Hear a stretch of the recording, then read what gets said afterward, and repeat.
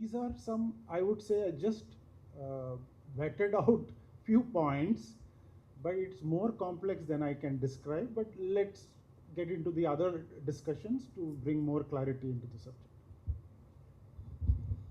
Thanks, Subodh. That was quite a satisfying explanation. Okay, so what we look into here is that you before you jump into the project and if you join hands, let's agree everything contractually and make it clear about the reps and warranties and the liabilities, etc. That will make life more comfortable. Okay, fine. A follow-up question to you, Shivani. On the same line, see, we understood that for any joint work, it's better to have a predefined contract which has a predefined, articulation for the IP terms. But when multiple parties, that like the case we are talking about, develop a kind of foundation model, uh, what should be the contractual agreement? How much should it depart from the default IP rules when it looks into, let's say, joint authorship, inventorship tests, or maybe unity of title or something like that? What are your views on that? So yeah, first of all, I would agree to what Subodh mentioned, that of course it should be decided based on the contracts, and as sorry, I'm just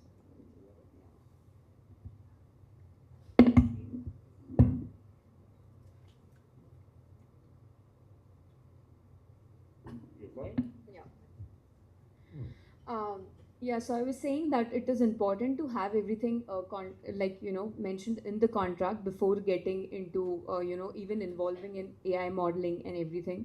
With the right now how the companies work, of course they have multiple parties involved. Um, so this thing should be decided. I would also like to talk about when we are deciding the ownership of the like the data, the model, the fine tuning, but it should not restrict further innovation also.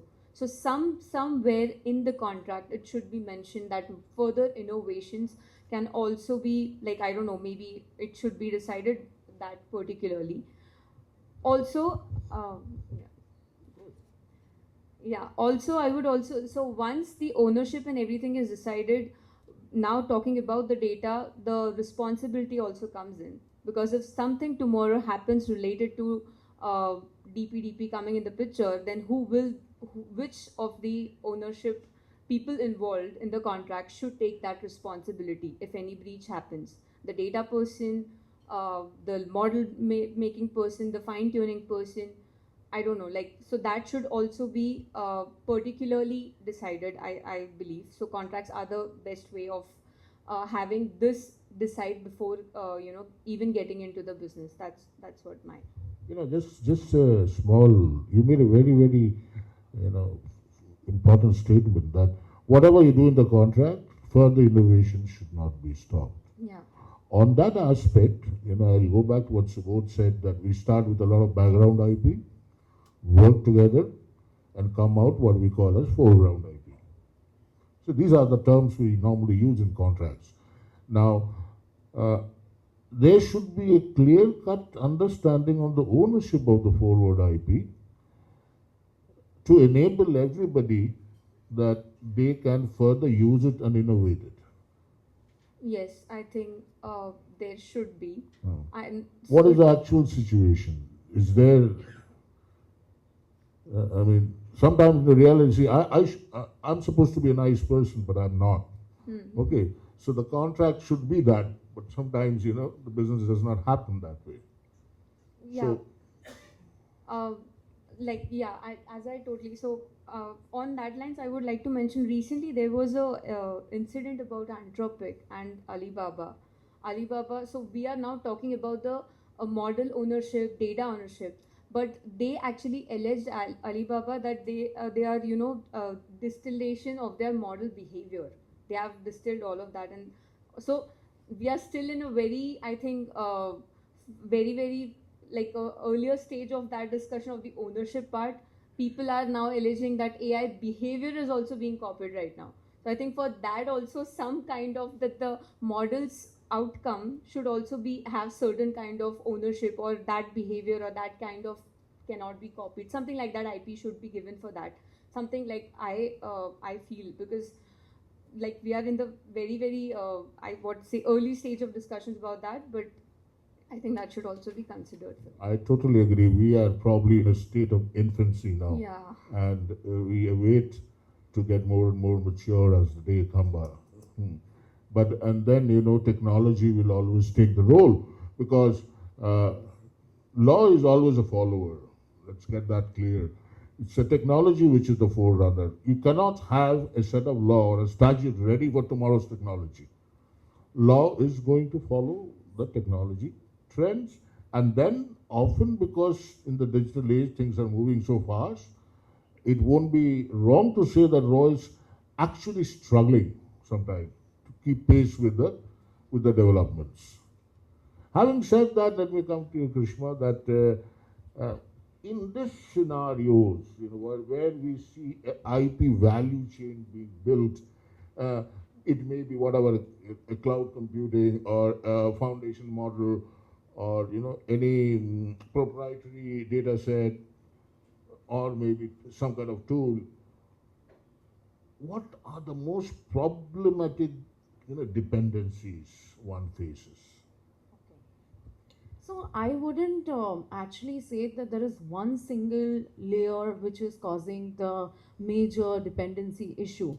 It is basically a concentration of concern throughout the entire value chain of AI. That is your compute, your models, your data. It is all on the basis of the risk each of these value chains are generating. When it comes to your compute or cloud infrastructure, the major dependency that currently we are facing is that for making a compute infrastructure, you need computational resources, you need high performance chips, you need that sort of an infrastructure.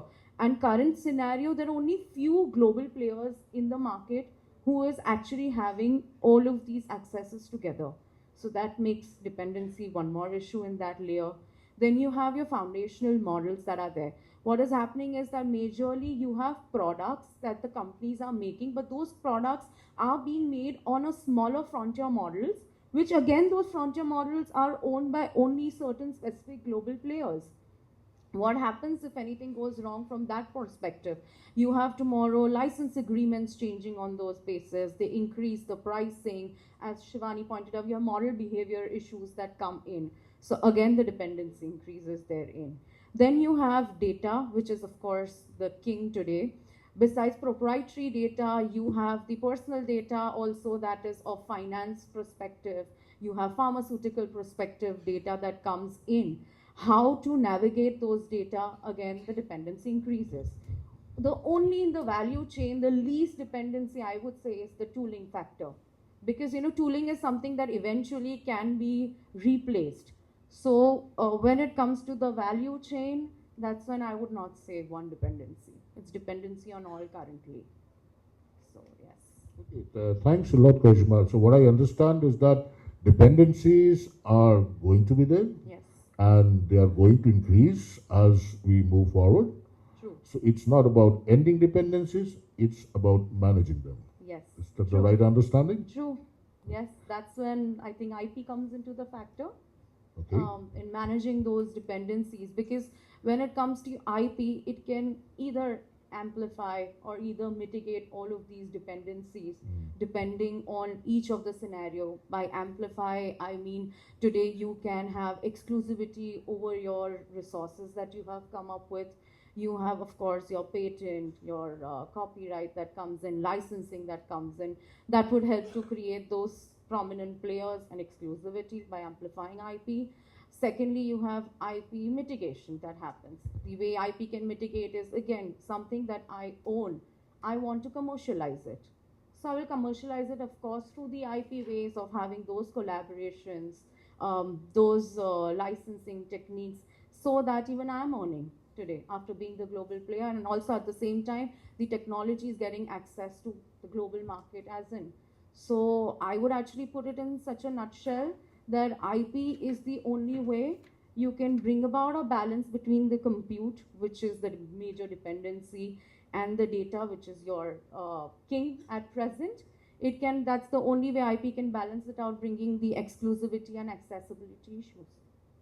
Yeah, but having said that, one more important statement which you made is that these things are only available with, few big Yes. companies. The big muscles are the only one who can manage effectively all of those. Yeah. So if there are very limited number of companies doing that or are capable of doing that today, does that mean that we have a big opportunity for others? Yes, we do have a big opportunity, but it really depends on the companies how they are seeking those opportunities. If they just go blind eye jumping into it, they will be running behind litigants. Because what is happening is when AI came in at a nascent stage, they came up with an approach of everything that is available, my model will use that. But now, as time is going by and the problems that is pricking in, you have certain behavior is as per someone else, the author is altogether someone else, you have someone else reaping those profits altogether. So with all of these coming in, which even the countries actually still basking as to how to deal with each of these models, I really feel for our company to be one of the global companies, say, you have to have your IP in place, you need to have your laws in place, and then take the step ahead. Okay, So a careful plunge. That's a very, very well said and well narrated response. So let's go back to Subodh. Subodh, I won't let you relax. Okay, but I won't trouble you also. But when we talk about IP and other things, there's something which goes hand in hand, sometime hand in hand, sometime follows is competition law. Okay, so competition law mainly will look into those aspects of IP like abuse of dominance, okay, a refusal to deal, or data access remedies. Okay. Now, do you think the existing competition law is in the present form is adequate to tackle the algorithmic trends arising in the current situation when we are looking for something like like a systemic AI platform? So, what are your views on it? See, what AI has done over the years, it has challenged all our fundamental thinking. I mean, now we get into competition, all laws, whether it is a patent law, also you have seen the kind of. So, when it comes to competition, what we should appreciate is the traditional foundation competition model, which is very relevant to AI also. I will first talk about the relevancy and next the way forward. The relevancy is it puts a control over dominance and antitrust and other kind of issues, which would allow, I would say, the I would say an arrogance of an investor when it comes to very high stake, high investment area like AI. See, look, all the big players have pumped in a lot of investment into it. And if you look at the market realities, the return on investment is there, but the expected return on investment is not as per the expectation. So that is why you would have seen companies like Nvidia and other big firms, their stocks shot up when the because of the during the AI wave, but it plateaued and it was not as much they felt it would go up. Of course, they did well, just because the shareholders' expectation on the returns was not up to the expectation. So when with that comes a lot of pressure on them to able to reap their investments. In that process, there is dominance, and the concepts of algorithmic rents and what we call as the system. I mean, so the challenge therefore is, how do you understand the foundation, basic, appreciate, I would say, not understand, appreciate the foundation of the competition law and mold it to what today the AI requires. So the direction with which today our Indian competition law with the committees established to look at how it can be more of ex ante rather than, after the event has happened, because that doesn't work in the case of AI, because by the time you would have seen the complexity of the technology, the damage is already done. So therefore, the concepts what Europe is thinking about, or many countries, why not I target this so-called big players and give them some kind of a check or a balance, and so that it will not stifle, as she was mentioning, the innovation pipeline. And also there is a domestic interest to make the domestic industry also survive. So it comes with all those kind of requirements, but nevertheless, in short, we should have, I would say, three different layers. One layer which is built strongly on the computation foundation, which is very strong. I think when we had the MRTP and to today when we are computation, the foundation is very strong, which controls and which regulates computation. But over that layer comes the layer 2, which is what we now call suited to the requirements of evolution of AI. Okay, so there probably this kind of algorithmic rents or some kind of watchdog mechanisms to make sure that these AI players do not over dominate or create a barrier for innovation. That is where the government regulatory practices or AI specific laws and would come into play, which has to be woven about this layer 1 of strong foundation. Then the layer 3, all the more vital, sector specific and country specific, because as a nation we are also investing and we want to also encourage our own generic AI models, players, startups. As we see in this hall also, there are quite a few of startups, so their interests have to be made. So that sector specific regulations would also have to be thought through. Net, the policy makers are in that direction, where they're trying to look at how these three layers can be well placed to suit their own domestic interest at first, and later on they'll have to see how they can make it a little more harmonized globally. I think that's the answer to that. That's very, very aptly summed up. So, okay, with that, I'm very tempted to draw an analogy, Shivani, that see, like with the telecom industry, okay, where there is a well-defined essentiality. We say something is essential, and it has been defined. So we talk about SEPs. Ladies and gentlemen, SEPs mean standard essential patterns. So, in the telecom industry, for essentiality and controlling SEPs, we have a contractual arrangement known as FRAND. Okay. FRAND, for those who are not familiar, is fair, reasonable, and non-discriminatory contract agreements.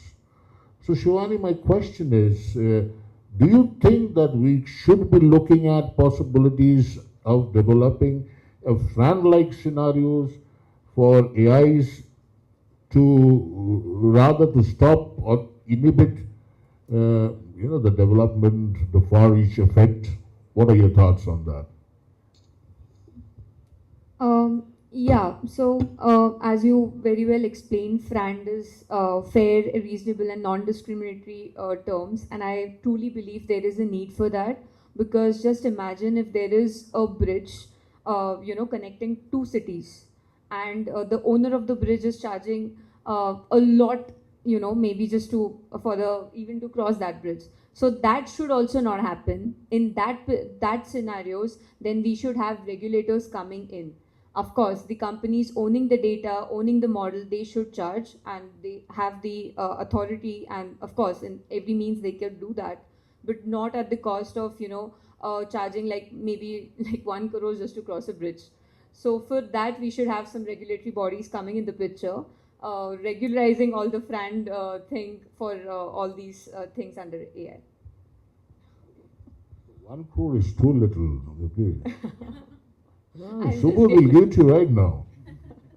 I'm just saying for a crossing for a normal bridge, 1 crore is a big amount. Unless you're talking in terms of dollars. So yeah. Okay, now coming back to the Krishna, that you talked in your previous response about big companies having some kind of processes. A follow-up thought which came up on those is that it is not only the large multinational AI companies, even some of the big domestic players who are adapting to various strategies to handle their product and processes, leading to localization. Okay, localization of what? Localization of sovereign policies. For example, requirement to train, host model locally, or use indigenous data sets. Do you think thus it's resulting in fragmentation, and or is it strengthening the pipeline? So basically, currently there is like being a whole switch from what it used to be a global AI model to more of a jurisdiction-based AI models that's coming in. As per our previous discussions, there is now involvement of data that everyone is now alarmed about. With that coming in, all your sovereign policies get kicked in, where they want each of the countries want their local data to remain within their country. Now, in that scenarios, what are the steps that they are taking right now or should be taking right now is that a lot of these countries have now decided on keeping their data, especially some of them categorize the data and they keep based on the sector. If it is not something that is proprietary or sensitive in nature, then certain countries are okay with the data going out of the country. But otherwise, if they have regional data sets based models that are being made, they are making linguistic based data models. Based on that, they have been asking the trained AI models to come into their country, get the data that is of their country specific, inside the country only get it trained itself. So what is happening is that while we are utilizing the outside AI models, the data is still remaining in the country as such. That is what is mainly your data localization means, which I feel it is the right way of doing it. Like for example, we have India. India has got so many languages at bar. Now what is going to happen is that the AI global models that are being made outside, they are not going to be the language specific models that are in. And the reality is that it's not that everyone is well versed with English, right? Everyone has some or the other language barriers that come in, sorry. So that's when you have linguistic models being made here, that is the advantage. You can cater to the local market. So that's one of the reasons why you have countries even wanting to generate the models inside their country rather than going out of it. In this scenario, again, your IP being the best friend when it comes to data localization also, they would come into the picture of where licensing model works, because that's the only way this thing is going to function really very well, because you're utilizing someone else's IP into your own IP. So that's when IP is going to be bridging that gap between the two. So I feel in the long run, what is going to happen is currently it does look like somewhere it is leading to a fragmentation, because obviously setting up your infrastructure for as per the localized laws, leading and following the regulatory frameworks of every country obviously costs a lot at present. But when you're looking at a larger picture, you will eventually, when those infrastructures and those things start ailing out and giving you out, earning, churning more money, you will have people coming in to invest in that, which is of course going to be at an advantage for that country. So it's a very long run process. However, it should not lead to what I call it as a data protectionism, where too much of restriction comes in from the country itself, where outsiders are not allowed or they cannot enter into it. For example, you have China. That is the best example of it. They not only churn their own AI models, They even have their own data that is not allowed to go out until and unless there's a proper scrutiny done by the country and by the authorities, because of which the foreign investors find it very difficult to enter into those countries. So I feel there should be a hybrid model between the globalization and localization that comes in, where your data and infrastructure remains in the country, and what is as such happening is a cross-border interoperability, where you have collaborations, licensing that's leading to it. So yes, that's my take on it. Yeah, so you're basically suggesting a hybrid kind of situation which balances on whichever side the need is more at the Yes. moment, or at any other moment. That balance is dynamic, it may change. Yes, they are And already. we don't want something like, China is bureaucratic, or see the political system and everything is They different. have a different way. But as I was discussing about Yeah. how country specific everyone is working in, that's why one of the China is opposite of what the other countries are doing at present. Hence, I picked up the advantage of China. I mean, example of China while describing on how each of the countries is dealing with their data locally. Though I came across one thing that India has been lately doing, which is actually a very good model, is that they are forming trusts. When it comes to, there is something called as data trusts, which the state authorities, they form this authority or a regulatory body called the trust, and it's that entity that is entering into these agreements with the outside sovereign countries. So what is happening is that there is already scrutiny happening from that perspective. So they very strongly believe in like a give and take relationship. Today, if you're utilizing our data, we want that sort of an infrastructure, we want that sort of a model in return, which I feel is a very, very fair way ask. of dealing with That's it. a very fair ask to have. Exactly, very fair ask. And then you, of course, you have the normal, that is the escrow framework model, where you have the trained models that is coming into your country, very well trained ones with a clean slate, where there is nothing as such or no, I will say, a leeway left for your data to be leaked outside. Yeah, Yeah, because there are a lot of many of the large companies, even of the West, are seriously considering to open data centers in India now, Yeah. and work has already started. Yes, your Reliance, which is one of the examples of biggest data centers that's coming in Jamnagar That's at present. yeah, and I think they are just in line with your thoughts on what you expressed. Yes. Okay, thank you so much. Okay, coming back to you, Subodh. We're talking about sovereignty. Okay, sovereignty. If you look at it, there is data sovereignty, there's algorithmic sovereignty, and there's also IP sovereignty.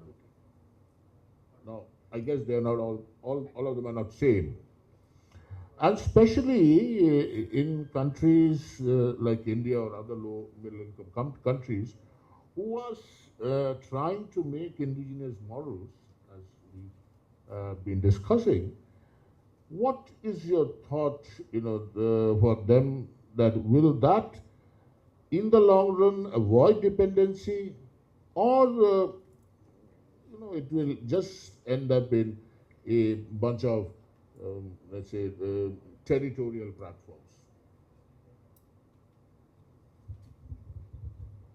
So the way I look at and where our government is heading towards, looking at there is a trade-off between sovereignty and innovation. See, look, innovation requires a lot of deregulation, collaboration, less of policies, less of bottlenecks traditionally.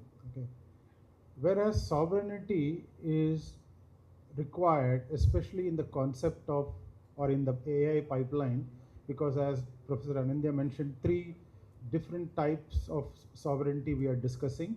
A, data sovereignty.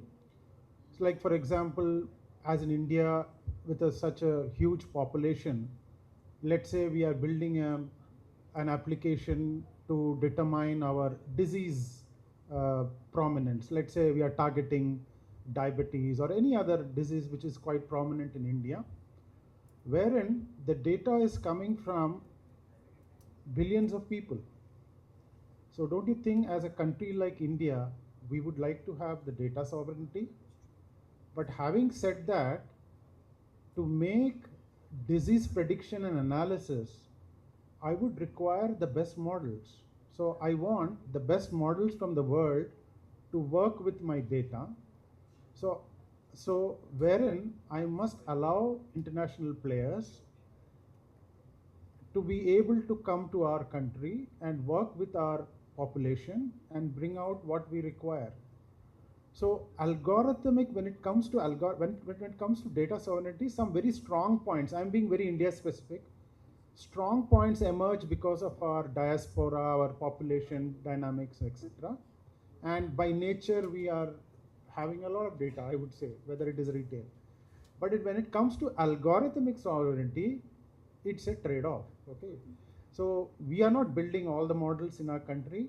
Neither we have built models which can, I mean, come in close race with what in America or China. So when you there talk about algorithmic sovereignty, you end up shooting yourself, right? So there you'll have to have a trade-off. At the same time, when you give that kind of openness to allow innovation to come in, you will also have to safeguard your local and domestic interests. Okay, so thereby I've seen some very intelligent moves done, like they pick up very specific projects like public sector projects, where you say I would allow my data to be used. At the same time, when you bring in a model, there are certain restrictions, or rather very smart restrictions, I would say, that you will allow knowledge transfer, you will allow interoperability. That means if somebody like our startup brings a model which can work in cohesion, so you allow that interoperability so that the domestic interests are met. And the third one would be what he spoke about was the IP sovereignty. IP sovereignty again has to be carved out, I would say. So today in the earlier discussion also, we felt we cannot give a blanket kind of IP ownership to anyone. It has to be carved out based on inventorship. It has to be carved down on contractual basis. So as long as you have, and in India as a country, with all laws in place and with all you practitioners around, we are evolving. So we have all the ammunition to be IP sovereign. But where we have to be cautious would be the algorithmic sovereignty, and data sovereignty and algorithmic sovereignty. You have to be very specific. Maybe you can distinguish between public sector projects and private sector projects. Net, the trade-off will be innovation versus sovereignty. So we can't have a slogan-based approach that I want to be sovereign. Yes, you have to be sovereign, but be selective, be strategic, allow domestic play, don't be too discriminatory, that I don't want any multinationals to come. That also may not work. So net, I think that's what the government is today doing, and that's why we see a lot of growth in our country. Thanks, I know. I think with more focused approach to this, the growth factor is going to just accelerate and become bigger and bigger. Okay, Shivani, it's one small little thing is that, well, we are discussing this. There are many countries, many states, which, have both legs on two different boats. What I mean by that is that they strongly focus on data localization and sovereignty on one side, and the other side, they are seeking access to global data sets. Now, having this practice is quite common nowadays. Now, if you look into this with this objective,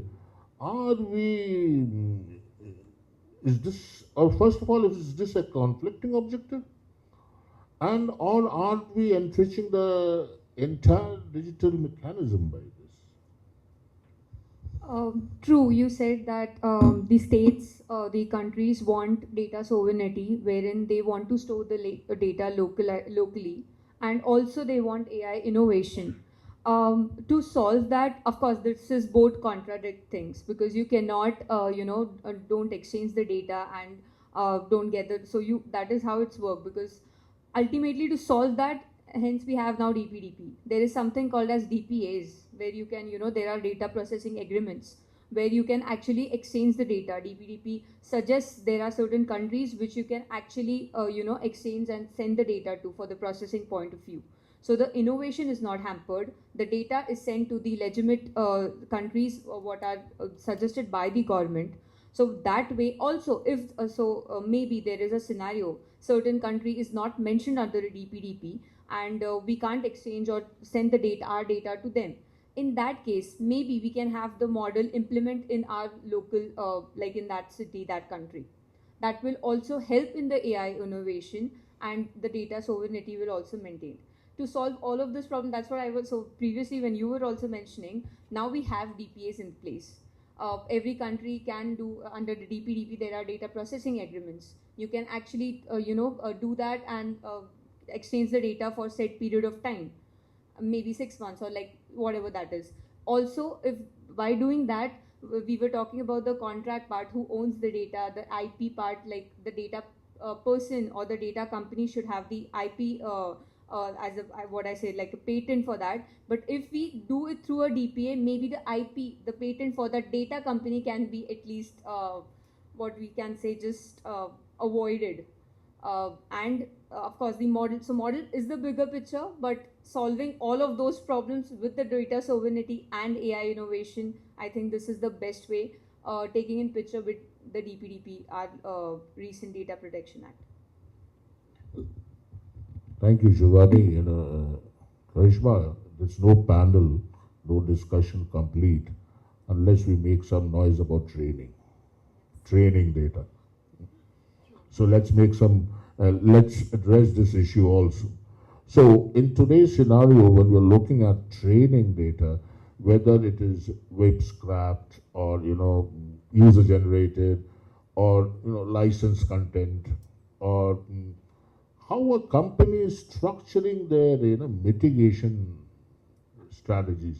Do they really want to indemnify, or they're looking for, clean room data, or shifting to, a federated data system? Like the guy who was presenting some service said that it's all their own federated data. Okay, so what do you think is happening, and what do you suggest as a good choice?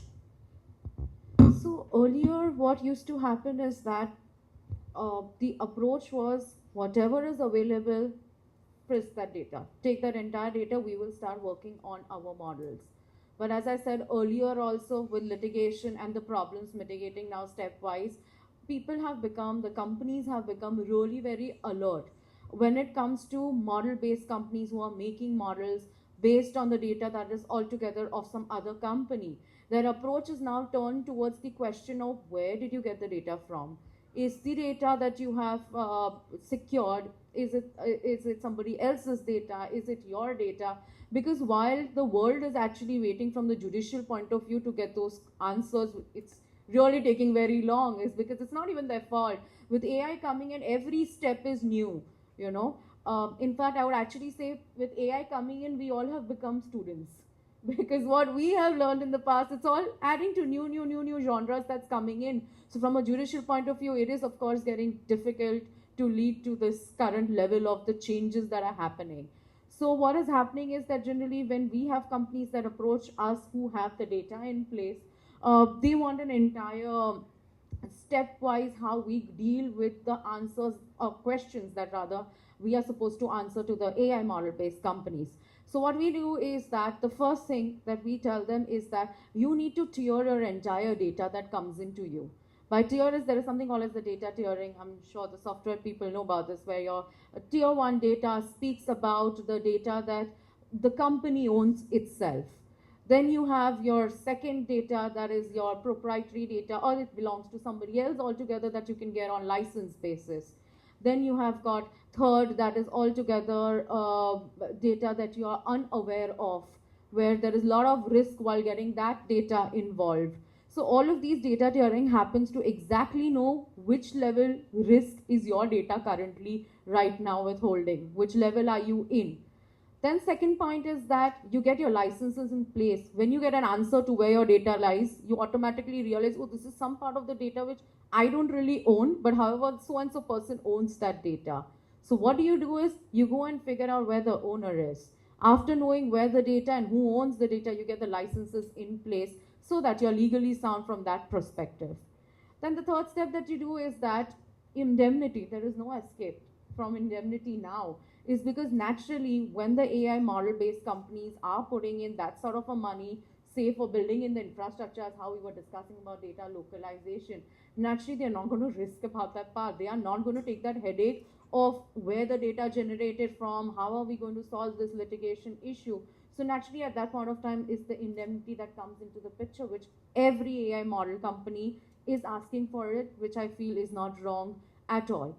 Then you have your clean state or the clean room data that comes from where you already know the source of data, where it is, that data is vetted, documented, and then started using the data. The another part of data that the companies look at is how synthetic data is, or can we use synthetic data? For people who don't know, synthetic data is a data that is a fake based data. It's not that it's actually there present. It's just that it is taken on the basis of a real world content, but the real world content is not utilized while generating that data. However, it is, I would say, a risk reduction technique than a risk elimination, because still, in spite of using synthetic data, you still at times come to know that this data is already belongs to somebody else. But that's one of the ways that the companies are dealing with. Another is your federated data, as we have spoken about that long enough, where the models are already trained in and they have sent to the local companies here, and the AI uses the local data and the data remains here. So what the AI takes back with them are just the learnings and not the data. That's how the federated data works.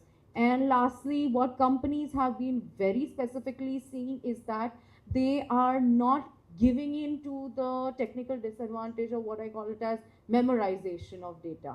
What happens is that while the AI model is working in, the data that they churn to get tends to memorize something that is already in existence. As we've been talking about, oh, this is the style of that author. The data has turned out like that. That's nothing but memorization. So the companies have started filtering their output also that comes in. So with all of these factors that they are putting in, they have somewhere tried reducing the risk towards inviting litigation. Let me put it that way. Fine. Thank you. We just really like that statement that we've all become students. And then the moment I think we should all remain student also. And that's how the learning never stops. Having said that, at the same point, I also feel that some of our curriculums needs to be updated from their current archaic form. So at this point, I would like to take a pause before we start talking again. This is an opportunity for the participants to ask any question about what we spoke, or in general the theme of the conference. So is there any questions?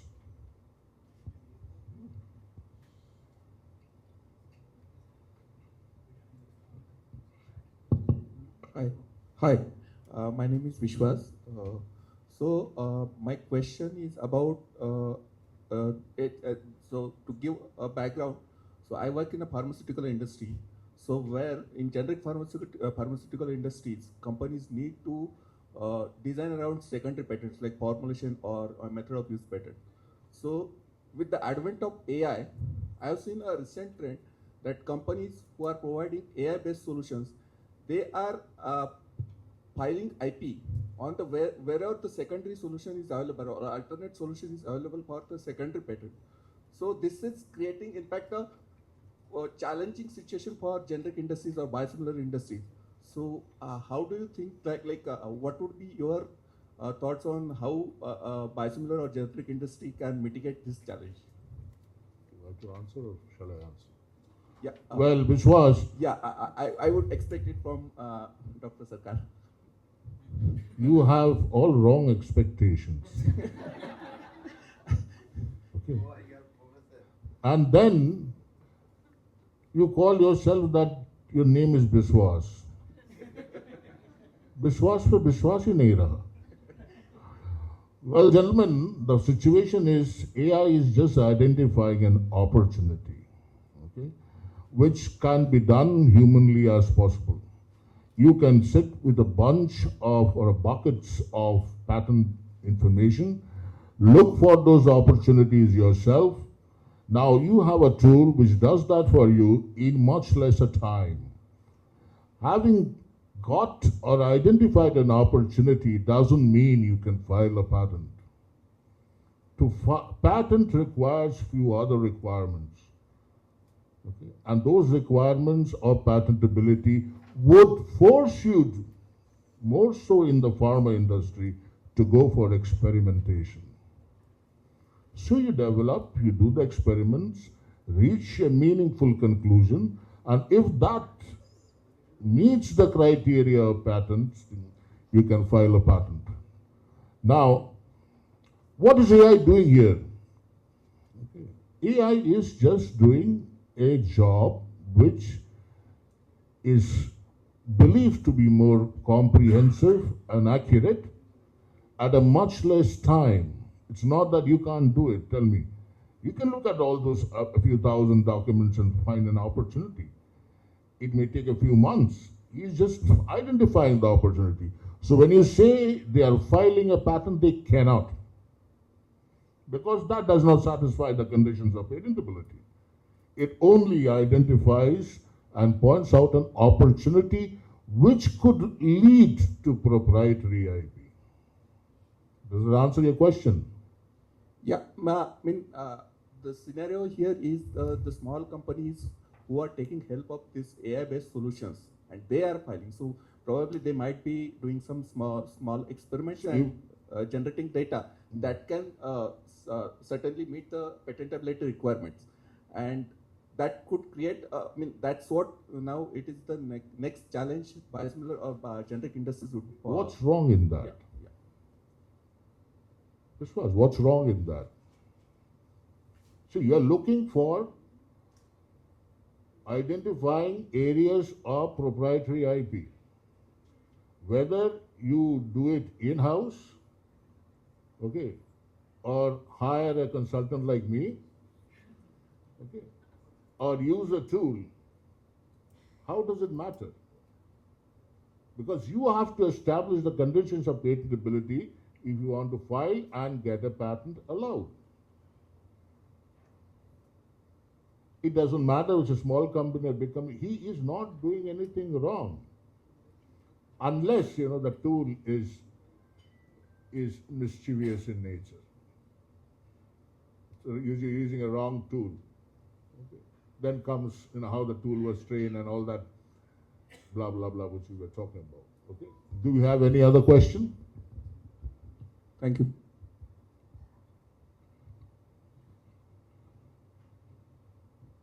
Looks like we do not have, we have been explaining things so nicely that nobody has any gaps in their thought. Okay, fine. So before we end up, I'll ask all three of you for, your 1 minute of closing remark.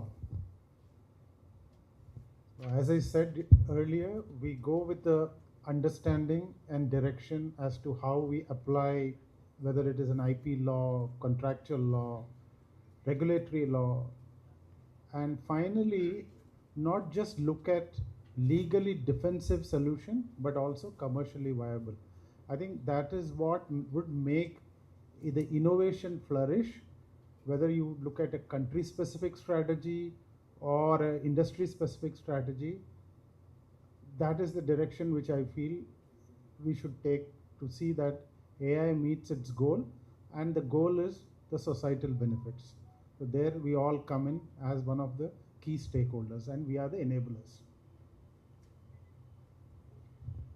So as we were here for discussing about the AI ownership. Whenever we talk about AI, it cannot go without data. So the data is the input. While talking about the ownership, we should also take into consideration the DPDP rules now, which are, every company has to follow, because that will also solve a lot of problems, which like every company really wants to solve, about the ownership, even getting a patent for the AI model and all of those things. A lot of things will be solved. So we have to we should be in sync with the data, privacy compliances, and then deciding along with it the AI ownership, because these two things go hand in hand. That's what my closing line will be.